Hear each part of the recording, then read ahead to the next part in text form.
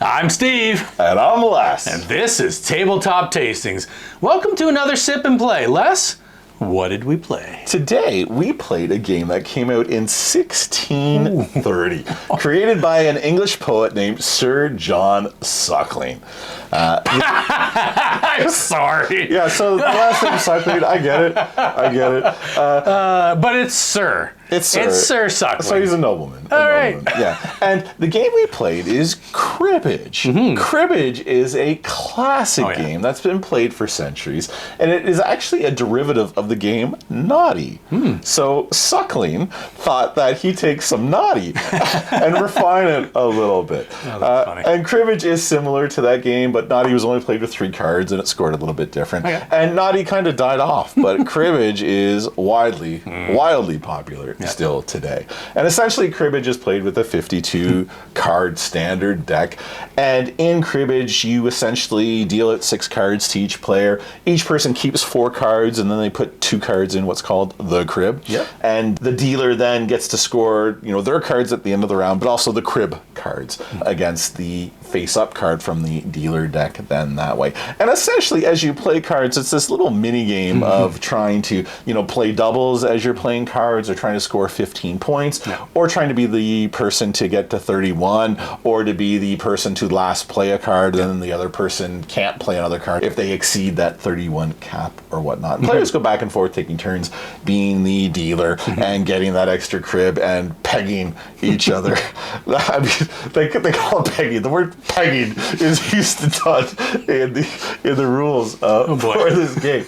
We're going to get canceled. And maybe this is why it's called Britain's national card game. Maybe. And the reason why it's called Britain's national card game is because it's played a ton in Britain. Yes. But this is actually the only game that you're legally allowed to play in a pub or a club without requiring a gambling permit. Yeah, so this is Cribbage. And I'll be honest, I'm sure I've played Cribbage a few times as a child with my grandfather, but I've completely forgotten everything about it until we sat down to play it today. But Steve, you've played a ton of Cribbage. Yeah, so I had played, mind you, it was when I was quite a bit younger, and I haven't played in many years. And who did you play with? So I played with my dad. So my dad is a photographer, and I would work for him when I was like a preteen into my teenage years. And the kind of photography he did, we had a lot of downtime. So you'd have to wait for people to come in, and we would be at the arena all day long. And through that downtime, we would play Cribbage. I hated it as a kid because I was never smart enough to, count up to those 15s and like do all this stuff. My dad would help me along a little bit. Well, it's a lot of math, right? Yeah. So you're constantly trying to add, and as a kid, you're like, you're just trying to figure things out. So it's a lot of adding, and anyways. My dad was also the kind of guy that he wouldn't just let you win. You had to try and win, which is actually I applaud him for, because I kind of did the same thing with my kids. It builds character. You can't just let them win, because not everyone should get a participant badge. You have to actually show up and try. I would go through my counts, and then he would say, well, what about this one, and what about that one? So and then he would give me the points at the end. As a child, you and your dad did a lot of pegging together.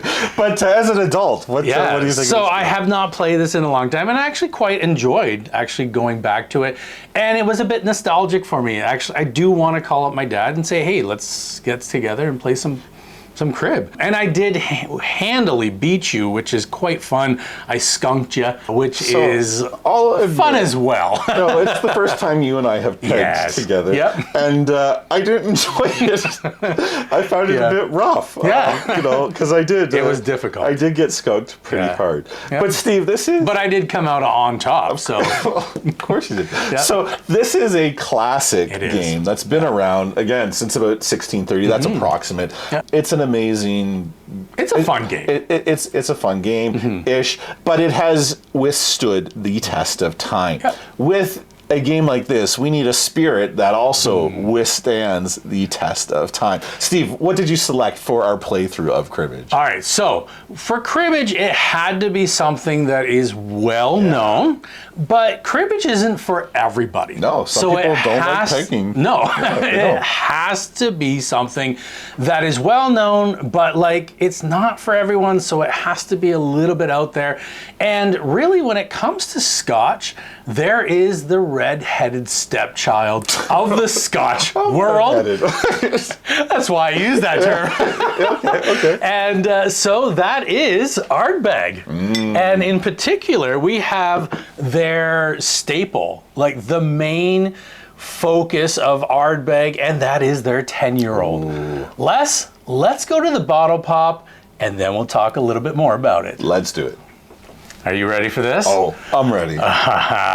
Ardbeg, all the way from Scotland. Here we go. Ooh, I like that. I like it too. Nice actual cork with a plastic top on it. Yeah, Ardbeg's gonna do it right. Ardbeg gonna give it to you.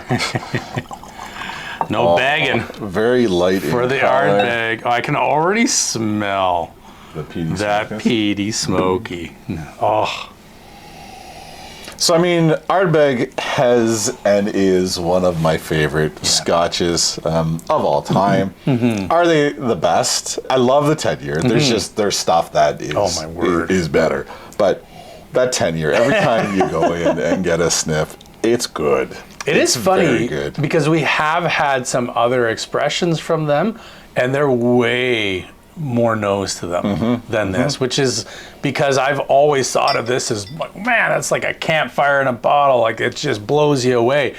But now that over the last couple of years of our journey doing this is almost tame.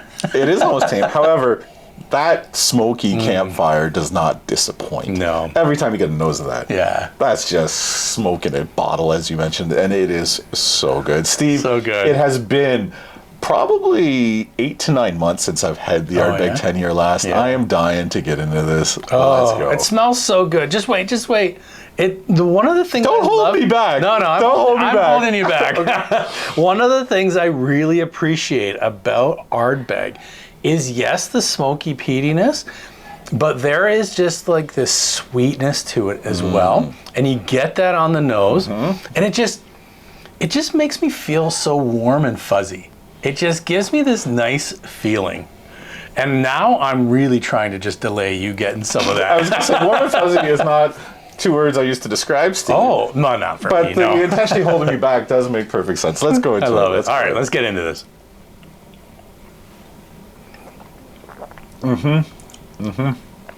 Yeah. So, ash Yeah. from a log, you know, that's a strong, dominant flavor. Sure. I love the mouthfeel of Ardbeg as Yes. well. I love how it coats the roof of your mouth and just hangs on there for a while. Yeah.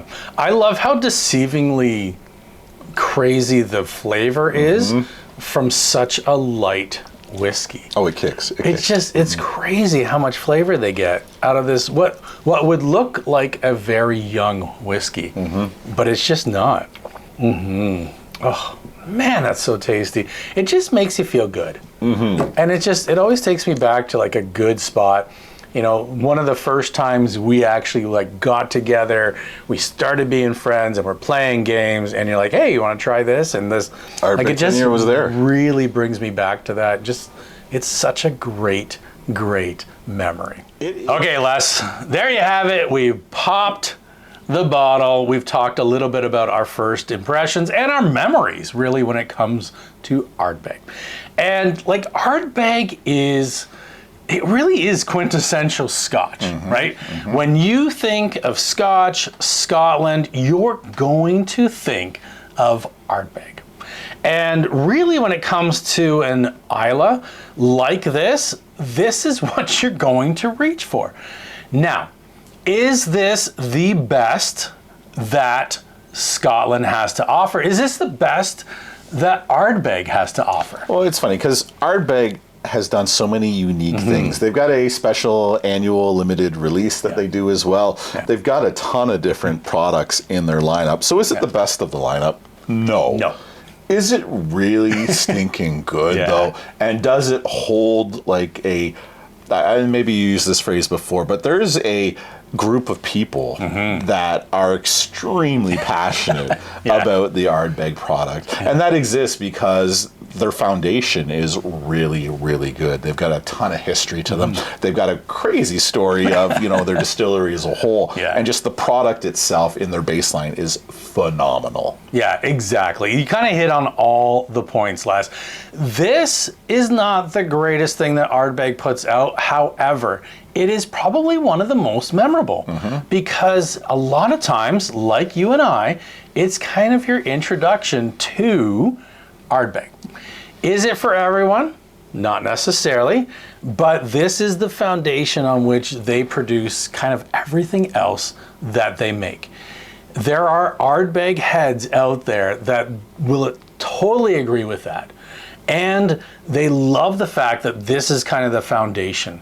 It is a very light in color Scotch, heavy in flavor Scotch. It is just so stinking good. And I think that's why it really lends well to pairing it with Crib. Because this is kind of like, you know, I think of all the old ladies in a retirement home, they're going to sit down and they're going to play a lot of Crib. You're going to have eons and eons of Crib boards handed down through the years from grandfather to grandson or granddaughter, who will then hand it down again. And that's kind of one of the things I love about Crib is the board. You can find a board in so many different arrangements and so on, but they'll always go up to 120 and you'll always have the skunk line. So there's a lot of things that just kind of are always unique about that board, but are still always the same. And that's why I love Ardbeg. If you pick up a bottle of 10-year-old Ardbeg, you're going to get the same thing over and over and over again, which is kind of what you want to look for. I love Ardbeg and I love Crib. It's such a good connection together. So if you had to pick just one, then, so which one is better? Is Cribbage better or is the Ardbeg 10-year better? All right, so I have a lot of memories that go along with Crib. The memories for Ardbeg are actually quite a bit shorter when it comes to that, but I also have a little PTSD when it comes to the Crib board. And it's part of the reason that I haven't played it in a lot of years. I literally want to call my dad tonight and say, let's go, we gotta play some cribbage. However, that being said, I would hands down take a bottle of Ardbeg 10 over a board of cribbage. So old people have been pegging for years. A long and they time. will and they're experts at it, really. To peg for centuries to come. Yeah. This game is special. It is. Do I love it? No. Okay. Yeah. But I will admit, and again, I had completely forgot the rules, haven't played the game forever. I did too, you know what? Even though you skunked me in our playthrough and you handily beat me point-wise in essentially every single hand that we played, I still found myself drawn to it competitively because it's like, okay, even though you're getting further and further ahead of me, I want to close this gap and I want to close it hard. And I would have had one of my best hands played had you not got to the 121 mark before I could score those points as the dealer. This game does a lot of things right. However, Ardbeg in the 10-year for me holds a special place for me in my heart because this was the first peated whiskey I ever tried. Did I find it overpowering? Did it smack me in the face? Did I struggle with it? Yes. But I have fallen in love with it. And then as Ardbeg does these other releases, like the Bizarre-BQ, like the Smoke-Averse, like the Ardcore, all these other phenomenal things that have stemmed from it. The Dark Cove. Yes, amazing. That this has been the foundation of. I love Ardbeg, and they're one of my favorite distilleries, and it's on my bucket list to get out to Scotland and visit their distillery because I love what they're doing. So I hands down choose the Ardbeg 10-year. And I cannot disagree with you there. I think that is a good choice. And it's kind of funny because when I think about cribbage, I think that this is kind of a foundation for a lot of games that we play even in modern times, because you've got that besting involved, there's a lot of competition involved, and there's a lot of chance as well. A lot of it has to do with the cards you're dealt, and then what you do with that decision those cards of what two cards you get rid of is huge. It is huge because you don't know what's going to get turned up. You can hope, and sometimes that works out for you, and sometimes it just simply doesn't. What always works out for you is a bottle of Ardbeg 10. Man, is this stuff ever good. So Steve, Les? I think we've learned a very valuable lesson today. I know we have. And that is, if you're going to play the close to 300-year-old, 121-point pegging game, Cribbage, you want to pair it with? Oh, do you ever want to pair it with the OG from Scotland, Ardbeg 10? My name is Les. And I'm Steve. And this is Tabletop Tastings. That it is. Have a great day. Yeah. Rules, like, it's in there. You're pegging, there's like paired pegging, close pegging, they've got all these terms. I was like, oh my goodness, I can't believe it. There's a heck of a lot of pegging going on in this game.